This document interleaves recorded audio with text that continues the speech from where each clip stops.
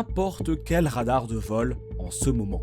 Regardez les appareils de la famille Airbus A320neo qui sillonnent le globe. Vous en verrez des milliers. La colonne vertébrale de l'aviation moderne. L'avion monocouloir le plus commandé de l'histoire. Ce que vous ne verrez pas, ce sont les centaines d'entre eux immobilisés sur les tarmacs de 3 continents. Non pas parce que les compagnies aériennes ne veulent pas les faire voler.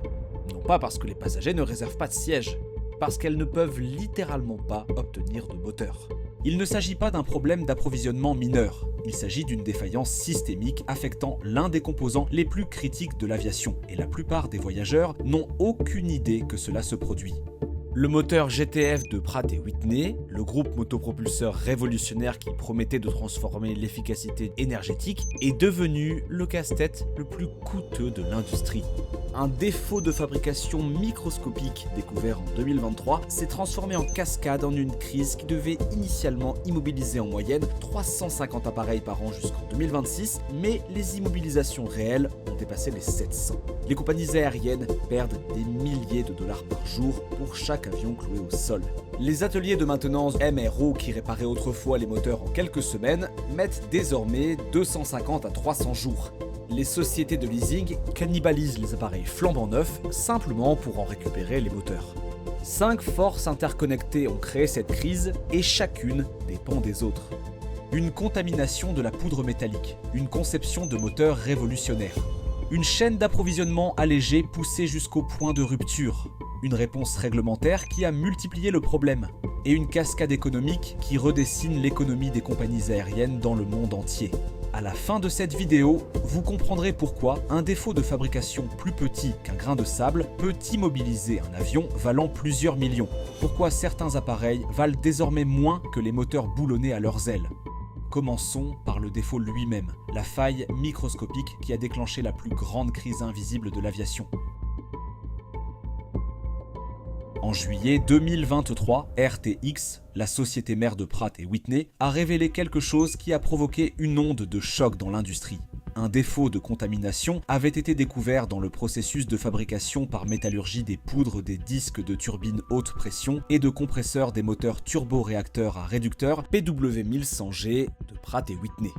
Il ne s'agit pas de composants secondaires. Ce sont le cœur du moteur, tournant à des milliers de tours par minute, soumis à des températures et des pressions extrêmes. Une défaillance de ces disques ne signifie pas un simple arrêt du moteur. Elle signifie une potentielle rupture catastrophique non contenue. La contamination a été retracée jusqu'au processus de métallurgie des poudres utilisées pour fabriquer ces pièces rotatives critiques. Des impuretés microscopiques avaient compromis l'intégrité structurelle de disques qui doivent être absolument irréprochables.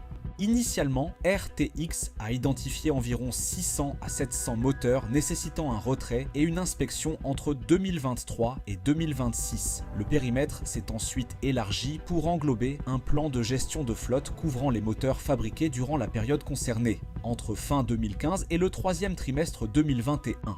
Mais voici ce qui a rendu cette crise différente des rappels aéronautiques habituels. Le PW1100G n'est pas n'importe quel moteur. C'est le groupe propulseur de l'Airbus A320neo, le programme d'aviation commerciale le plus important au monde. Chaque moteur immobilisé signifie un avion immobilisé. Chaque créneau d'inspection occupé signifie une autre compagnie aérienne en attente. Les calculs sont devenus impitoyables presque immédiatement. Les compagnies aériennes fonctionnent généralement avec une réserve de moteurs de rechange de 5 à 10%. La crise du GTF en exigeait 2 à 3 fois plus. Des moteurs de rechange qui n'existaient pas, des capacités d'inspection qui n'avaient pas été construites. Et ce défaut n'était pas quelque chose qui pouvait être corrigé par une mise à jour logicielle ou un remplacement rapide de pièces. Chaque moteur concerné devait être retiré de l'aile, passer par une inspection approfondie et potentiellement subir un remplacement complet des disques. L'effet domino avait démarré, mais le défaut de la métallurgie des poudres n'était que le déclencheur. La véritable crise a émergé de ce qui s'est passé ensuite.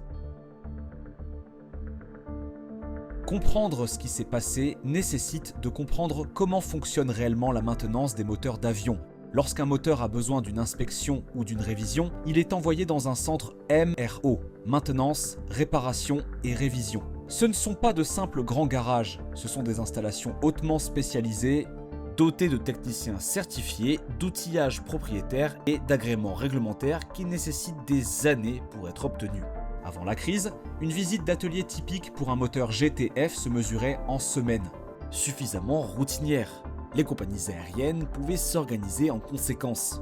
En 2024, ces visites d'atelier s'étiraient sur 250 à 300 jours. Non pas parce que le travail en lui-même prenait plus de temps, mais parce que chaque installation sur la planète était submergée simultanément. Pensez aux exigences de la chaîne d'approvisionnement pour une seule inspection de moteur. Il faut la capacité physique de l'atelier, des techniciens certifiés ayant suivi une formation spécifique au GTF.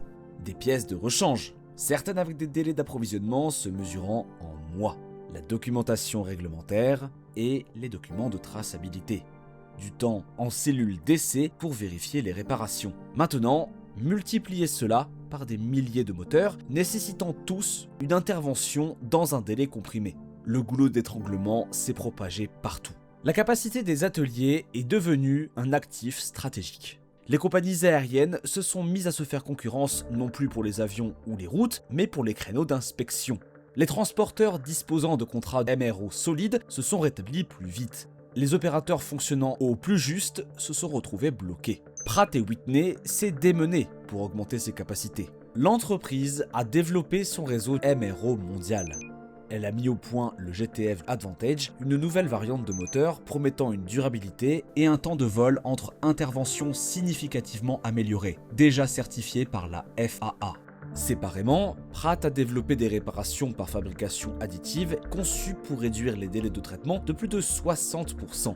Mais développer la capacité MRO, ce n'est pas comme déployer une nouvelle ferme de serveurs. Cela prend des années. La certification seule peut prendre des mois. Former les techniciens prend encore plus de temps. L'industrie faisait face à une réalité simple et brutale, il n'existait pas de solution rapide. L'infrastructure nécessaire pour gérer ce volume de travail sur les moteurs n'existait tout simplement pas et ne pouvait pas être créée suffisamment vite. Alors, qu'est-il advenu des avions en attente de moteur? C'est là que la crise est devenue véritablement étrange. Wizz Air a construit l'intégralité de son modèle économique autour de l'Airbus A320 Neo et de ses moteurs Pratt & Whitney. La compagnie aérienne hongroise ultra low cost exploite l'une des flottes les plus économes en carburant d'Europe. Leurs A320 Neo étaient censés offrir une consommation de carburant de 15 à 20% inférieure à celle des appareils de la génération précédente. Cette efficacité était au cœur de leur stratégie concurrentielle. Au lieu de cela, la crise des GTF a dévasté leurs opérations.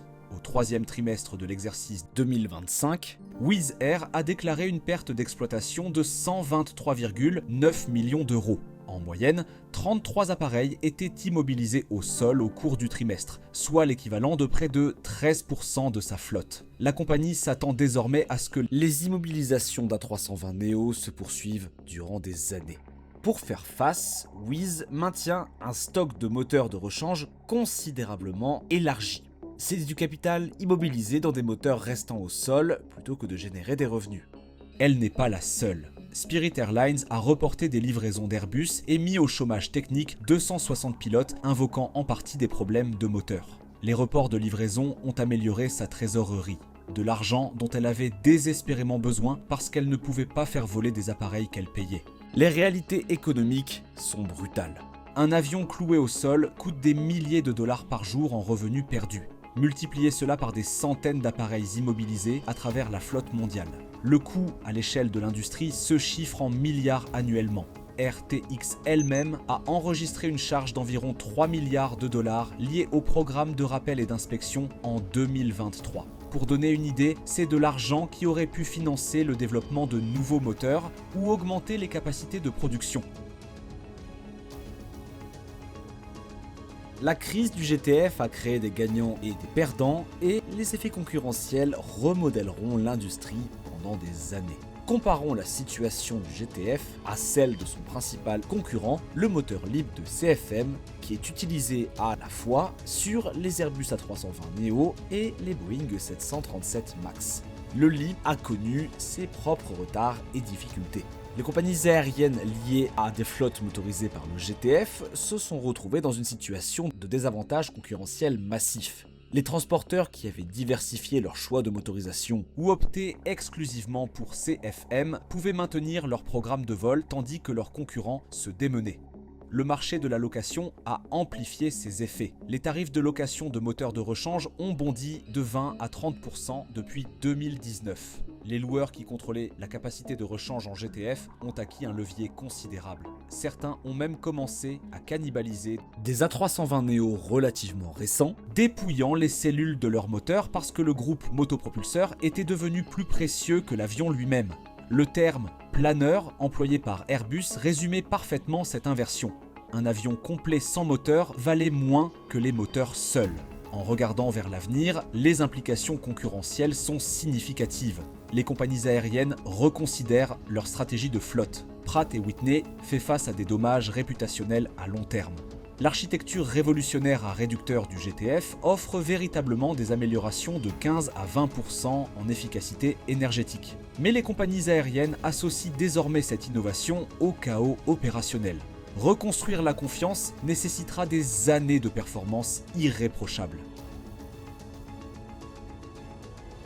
Pratt & Whitney insiste sur le fait que la situation s'améliore.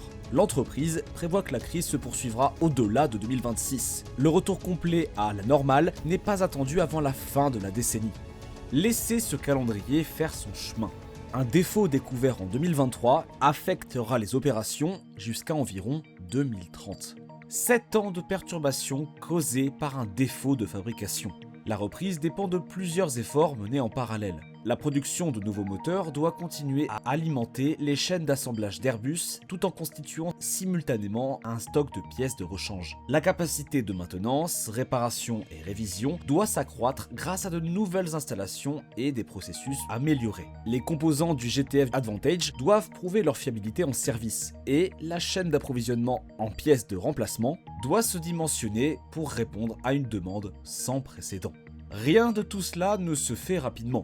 Certification, formation, construction d'installations, tout cela fonctionne selon des calendriers qui se mesurent en années, pas en mois. Pendant ce temps, Airbus poursuit ses ambitions de production. L'avionneur a livré 607 appareils de la famille A320 Neo en 2025. La 321 Neo, représentant la majorité des livraisons, signe d'une forte demande pour la variante monocouloir de plus grande capacité, malgré les problèmes de moteur. La demande du marché reste solide. Les compagnies aériennes veulent toujours ces avions. Elles ne sont simplement pas certaines de pouvoir réellement les exploiter de manière fiable. Toutes les compagnies aériennes dépendantes des moteurs GTF n'ont pas souffert de la même manière. Les transporteurs disposant de contrats MRO solides et de réserves de pièces détachées diversifiées se sont rétablis plus rapidement. Certains opérateurs ont accéléré les transitions de flotte, utilisant la crise comme justification pour se séparer des variantes GTF plus anciennes plutôt que prévu. D'autres ont reporté les nouvelles livraisons, préservant leur capital jusqu'à ce que la chaîne d'approvisionnement se stabilise. Et la crise a suscité une réévaluation à l'échelle de l'industrie des principes d'exploitation allégés. La marge de sécurité de 5 à 10% de moteurs de rechange, qui constituait la norme du secteur, semble dangereusement insuffisante rétrospectivement. Les compagnies aériennes qui avaient maintenu des réserves plus importantes, absorbant le coût de possession de moteurs inactifs, se sont retrouvées en position d'avantage opérationnel lorsque la crise a frappé. La planification future des flottes intégrera la résilience de la chaîne d'approvisionnement comme facteur, aux côtés des indicateurs traditionnels tels que l'efficacité énergétique et les coûts au siège kilomètre. L'avion le moins cher sur le papier ne l'est pas s'il passe des mois à attendre des pièces de moteur. Ces ajustements représentent des leçons tirées de l'expérience. Mais ils représentent également des coûts qui se répercutent en fin de compte sur le prix des billets et la rentabilité des compagnies aériennes. Prenez du recul et observez ce qui se passe réellement ici. Chaque jour, des milliers d'appareils A320 Neo opèrent à travers le monde. Ils transportent des millions de passagers. Ils constituent l'épine dorsale de l'aviation court et moyen courrier sur tous les continents. Et pourtant, des centaines de leurs semblables restent à l'arrêt, cloués au sol par une crise invisible que la plupart des voyageurs ne remarquent jamais. La pénurie de moteurs GTF révèle quelque chose de fondamental sur l'aviation moderne. Les avions visibles ne représentent que la surface d'un système extraordinairement complexe. En dessous se cache un réseau de fabrication, de certification, de maintenance et de logistique qui doit fonctionner sans faille pour que les avions puissent voler. Une contamination microscopique dans la métallurgie des poudres a déclenché une cascade affectant les chaînes d'assemblage en France et en Allemagne. Les installations de maintenance dans plus de 20 pays, les opérations aériennes sur 6 continents et les états financiers de dizaines de sièges sociaux. Ce schéma est apparu parce que l'industrie a privilégié l'efficacité au détriment de la résilience. La production en juste à temps. Les stocks de pièces de rechange réduits au minimum. Des fournisseurs uniques pour les composants critiques. Ces choix ont rendu l'aviation moins chère et plus efficace jusqu'au jour où ce ne fut plus le cas. La pénurie de moteurs qui cloue secrètement au sol l'aviation moderne ne concerne pas vraiment les moteurs. Il s'agit de ce qui se passe quand un système conçu pour la perfection se heurte à la réalité.